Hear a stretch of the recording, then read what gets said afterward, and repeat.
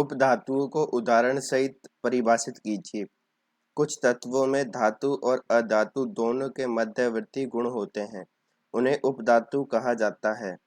इसके उदाहरण boron, silicon, germanium, arsenic, antimony.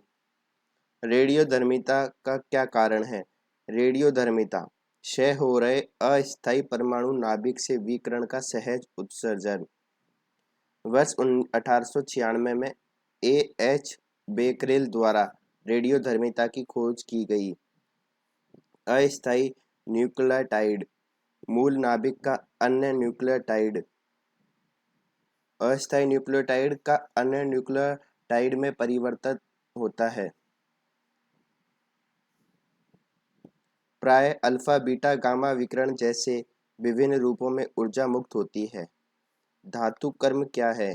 धातु कर्म किसी तत्व को उसके संयुक्त रूप से निष्करण, निष्कर्षण और पृथक्करण में रसायन विज्ञान के विभिन्न सिद्धांत शामिल होते हैं। कोई विशिष्ट तत्व विभिन्न प्रकार के यौगिकों में मौजूद हो सकता है। धातु को उसके अयस्कों से निष्क्रिय करने के लिए प्रयुक्त संपूर्ण वैज्ञानिक तकनीकी प्रक्रिया को धातु क्रम के रूप में जाना जाता है।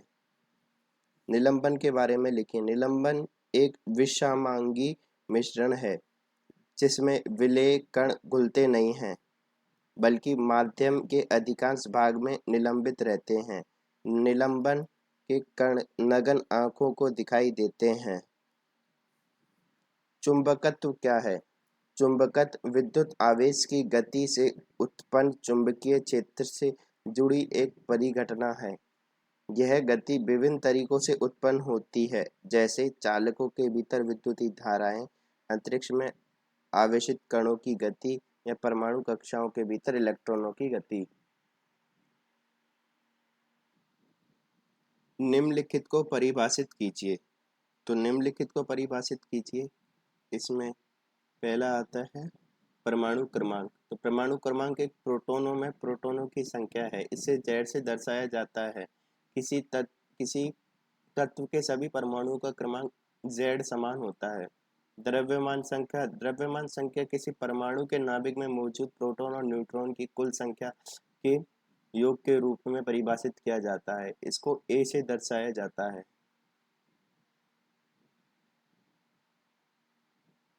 समस्थानिक एक ही तत्व के परमाणुओं की एक या दो या अधिक प्रजातियां जिनकी परमाणु संख्या समान होती है लेकिन द्रव्यमान संख्या भिन्न होती है, समस्थानिक कहलाते हैं।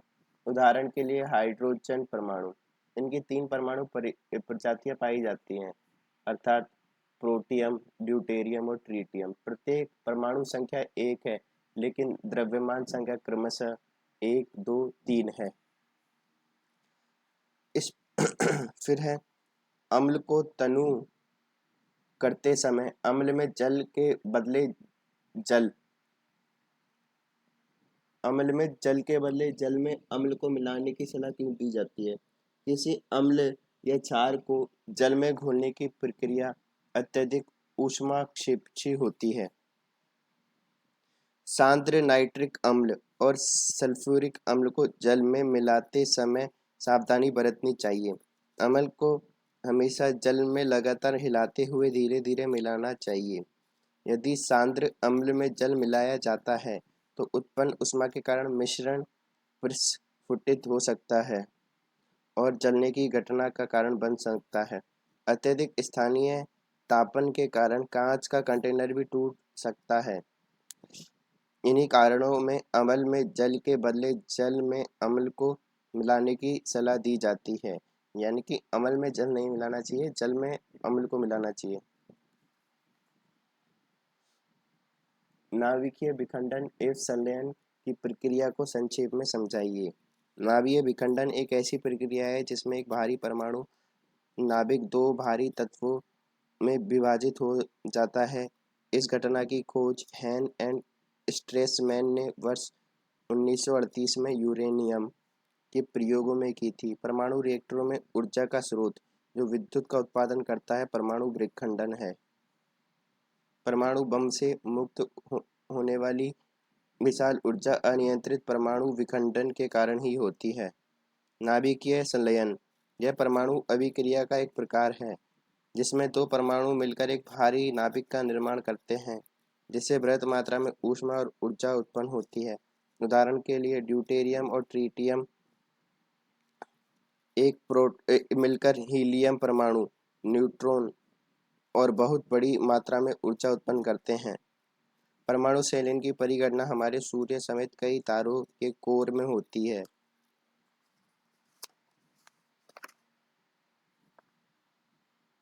उन विधियों के विषय में चर्चा कीजिए जिनका उपयोग अत्यधिक शुद्ध धातु प्राप्त करने के लिए किया जाता है। किसी भी विधि से निकाली गई धातु सामान्यतः कुछ अशुद्धियों से दूषित होती हैं। उच्च शुद्धता वाली धातु प्राप्त करने के लिए धातु के गुणों और अशुद्धता में अंतर के आधार पर तकनीकी का उपयोग किया जा सकता है। पहला है आसवन। यह विधि कम क्वथनांक वाली धातुएं जैसे जिंक तथा पारद के लिए बहुत उपयोगी है। अशुद्ध धातु को वाष्पीकृत, शुद्ध धातु को अशुद्ध के रूप में प्राप्त कर लिया जाता है। फिर द्राव गलन परिष्करण। इस विधि में कम गलनांक वाली धातु जैसे टिन को पिघलाकर डालू सतह पर बहने दिया जाता है, जिससे अधिक गलनांक वाली अशुद्धियां अलग हो जाती हैं। विद्युत अपघटनी। इस विधि में अशुद्ध धातु को एनोड बनाते हैं, उसी धातु की शुद्ध धातु की पट्टी को कैथोड की तरह प्रयुक्त करते हैं। इन्हें एक उपयुक्त विद्युत अपघटनी विश्लेषित्र में रखते हैं जिसमें उस धातु का लवण घुला रहता है। अधिक क्षारीय धातु विलयन में रहती है तथा कम क्षारीय धातुएं एनोड पंख में चली जाती हैं। मंडल परिष्करण। यह विधि में पिघली हुई शुद्ध धातु को क्रिस्टलीकृत करने के लिए वृत्ताकार गतिशील तापक का उपयोग करना शामिल है। इस प्रक्रिया में अशुद्धि निकटवर्ती पिघले हुए क्षेत्र में चली जाती है और शुद्ध धातु को पीछे छोड़ देती है। वाष्पावस्था परिष्करण। इस विधि में धातु को वाष्पशील यौगिक में परिवर्तित किया जाता है और दूसरी जगह एकत्र कर लेते हैं। इसके बाद इसे विघटित करके शुद्ध धातु प्राप्त कर लेते हैं। वर्णलेखकी विधियाँ। यह विधि इस सिद्धांत पर आधारित होती है कि अधिशोषक पर मिश्रण के विभिन्न घटकों का अधिशोषण अलग अलग होता है। मिश्रण को द्रव या गैसीय माध्यम में रखा जाता है जो कि अधिशोषक से गुजरता है।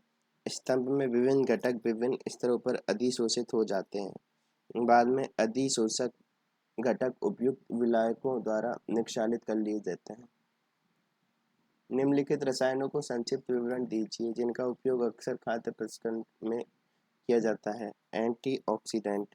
भोजन को आकर्षक, स्वादिष्ट बनाने और पोषक मूल्य बढ़ाने के लिए इन परिरक्षक कृत्रिम मिठास वाले अभिक्रम स्वाद, एंटीऑक्सीडेंट, खाद्य रंजक, पोषक तत्वों की खुराक जैसे खाद्य योजक मिलाए जाते हैं।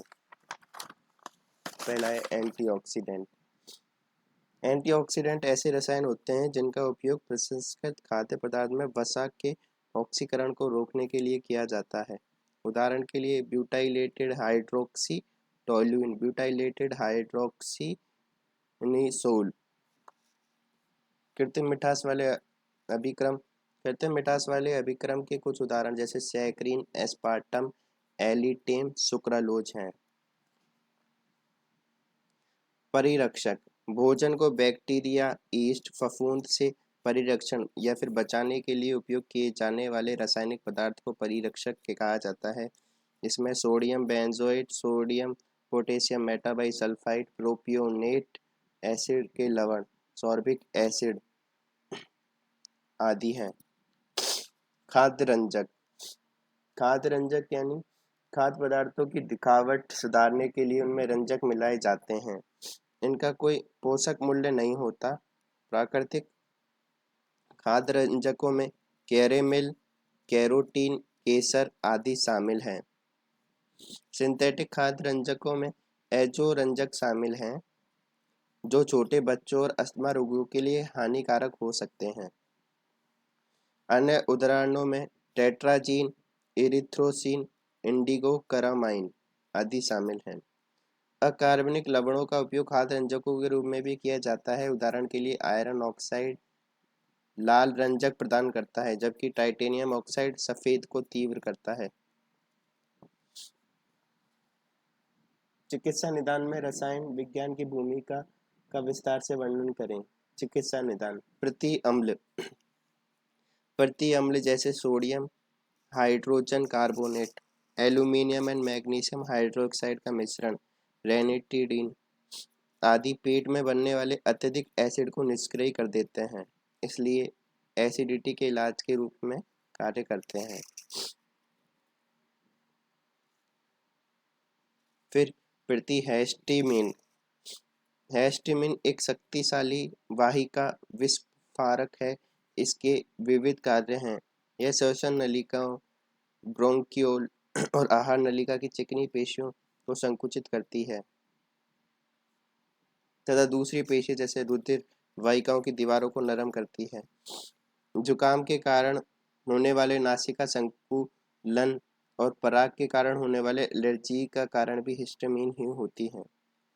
संश्लिष्ट औषध ब्रोमफेनिरामिन और टरफेनाडीन प्रतिहिस्टामिन का कार्य करती हैं। यह हिस्टामिन के साथ ग्राही के उसी बंधन सतह के लिए प्रतिस्पर्धा करती हैं जिस पर हिस्टामिन अपना प्रभाव डालती है और इस प्रकार हिस्टामिन के प्राकृतिक कार्य में बाधा डालती है। प्रशांतक प्रशांतक रासायनिक यौगिकों का वह वर्ग है जिनका उपयोग तनाव या छोटी बड़ी मानसिक बीमारियों में किया जाता है। अच्छा होने की भावना को अभिप्रेरित करके चिंता, तनाव, क्षीण अथवा उत्तेजना से मुक्ति देते हैं। पीड़ानाशक पीड़ाहारी दर्द को बिना चेतना, क्षीणता, मनोसंभ्रम, असमन्वय और पक्षाघात अथवा तंत्रिका तंत्र में अन्य कोई बाधा उत्पन्न किए कम अथवा समाप्त करते हैं। फिर प्रतिजैविक एंटीबायोटिक प्रतिजैविक औषध मानव और जीवों के लिए कम विषैले होने के कारण संक्रमण में उपचार के लिए प्रयुक्त की जाती हैं। प्रतिरोधिया एंटीसेप्टिक प्रतिरोधियों को सजीव ऊतकों जैसे घाव, चोट, व्रण, रोगग्रस्त त्वचा की सतह पर लगाया जाता है। फ्यूरासीन, सोफ्रामाइसिन, डेटोल इनके उदाहरण हैं।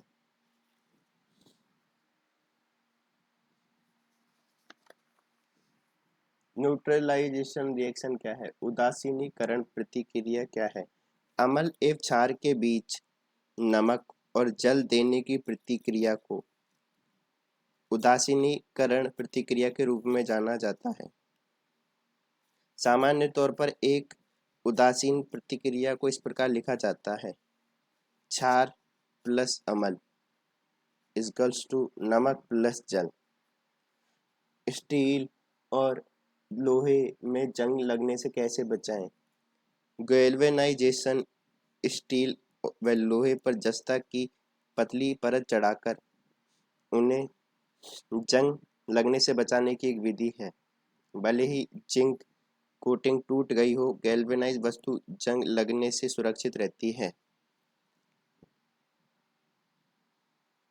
जल में स्थायी कठोरता क्या है? जल की स्थायी कठोरता से तात्पर्य है उस कठोरता के प्रकार से जिसे केवल उबालने से दूर नहीं किया जा सकता। यह मुख्य रूप से घुले हुए खनिजों, विशेष रूप से सल्फेट्स, क्लोराइड्स और कैल्शियम, मैग्नीशियम के नाइट्रेट की उपस्थिति के कारण होता है। ये खनिज उबलने के बाद भी जल में घुले रहते हैं, इसलिए इसे स्थायी कहा जाता है। ये बिच्छू बूटी है तो बायो का पढ़ लेते हैं। बिच्छू बूटी एक शाकाहारी पौधा है जो जंगलों में उगता है। इसकी पत्तियों पर चुभने वाले बाल होते हैं जिन्हें गलती से छूने पर दर्दनाक चुभन होती है। ऐसा उनके द्वारा स्रावित मेथेनोइक अम्ल के कारण होता है। यह इसका पारंपरिक उपाय उस क्षेत्र को डाक पौधे की पत्तों से रगड़ना है जो प्रायः जंगलों में बिच्छू बूटी के पास उगता है।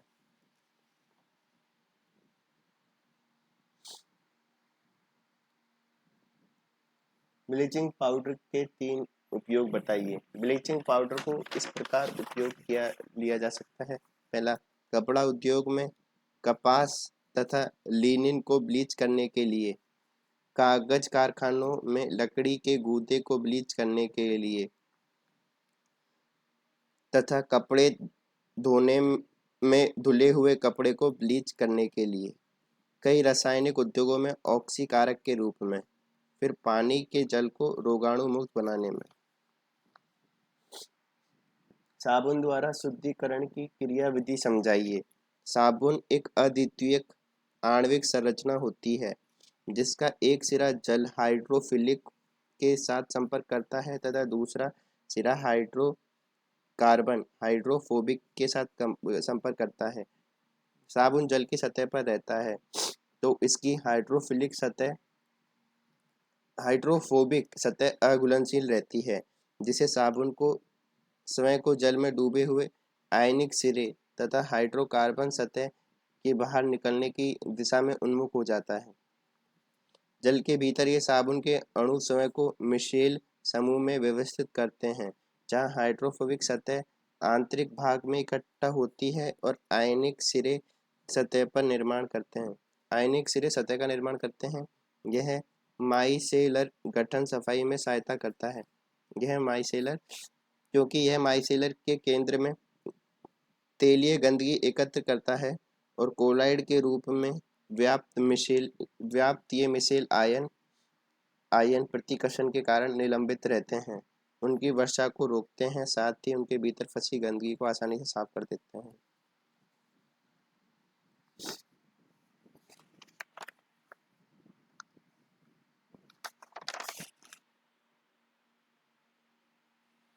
वायु तथा जल के साथ अभिक्रिया करने पर धातु के रासायनिक गुणधर्म लिखिए। वायु के साथ धातु की अभिक्रिया। जब कोई धातु वायु के साथ अभिक्रिया करता है तो यह धातु के ऑक्साइड बनाती है। धातु प्लस ऑक्सीजन, धातु oxide, Cu plus O2, CuO2, धातु ऑक्साइड आमतौर पर मूलभूत गुणधर्म प्रदर्शित करते हैं, किंतु जैसे एल्यूमीनियम ऑक्साइड तथा जिंक ऑक्साइड अम्लता एवं क्षारीयता दोनों के लक्षण प्रदर्शित करते हैं। अधिकांश धातु ऑक्साइड जल में अघुलनशील होते हैं। पोटेशियम तथा सोडियम वायु में अत्यधिक अभिक्रियाशील होते हैं, जिससे आकस्मिक आग को रोकने के लिए उन्हें केरोसिन तेल में डुबो कर रखना आवश्यक हो जाता है। कमरे के ताप पर मैग्नीशियम, एल्यूमीनियम, जस्ता, लेड तथा अन्य धातुएं अपनी सतहों पर सुरक्षात्मक ऑक्साइड परत विकसित करती हैं, जो उन्हें अतिरिक्त ऑक्सीकरण से बचाती है। सिल्वर गुण अत्यंत अधिक ताप पर ऑक्सीजन के साथ अभिक्रिया नहीं करते हैं। अत्यंत अधिक ताप पर भी ऑक्सीजन के साथ अभिक्रिया नहीं करते हैं। जल के साथ धातु की अभिक्रिया। जल के साथ धातु अभिक्रिया करके हाइड्रोजन गैस के साथ धातु ऑक्साइड उत्पन्न करती हैं। जो धातु ऑक्साइड जल में घुलनशील हैं, जल में घुलकर हाइड्रो ऑक्साइड प्रदान करते हैं। हालांकि सभी धातुएं जल में अभिक्रिया नहीं करती। धातु प्लस जल, धातु ऑक्साइड प्लस हाइड्रोजन, धातु ऑक्साइड प्लस जल, धातु हाइड्रोक्साइड। पोटेशियम तथा सोडियम जैसी धातुएं शीतल जल के साथ तेजी से अभिक्रिया करती हैं। सोडियम पोटेशियम के मामले में प्रतिक्रिया इतनी तीव्र एवं ऊष्माक्षेपी होती है कि विकसित हाइड्रोजन तत्काल प्रज्वलित हो जाती है। मैग्नीशियम शीतल जल के साथ अभिक्रिया नहीं करता, परंतु गर्म जल के साथ अभिक्रिया करके मैग्नीशियम हाइड्रोक्साइड तथा हाइड्रोजन गैस उत्पन्न करता है। इस प्रक्रिया के दौरान सतह पर हाइड्रोजन के बुलबुले चिपके रहने के कारण यह तैरना प्रारंभ कर देता है। दूसरी ओर एल्यूमीनियम, आयरन तथा जिंक जैसी धातुएं न तो शीतल जल के साथ ही न ही गर्म जल के साथ ही अभिक्रिया करती हैं, लेकिन भाप के साथ अभिक्रिया करके ये धातु ऑक्साइड और हाइड्रोजन प्रदान करती है।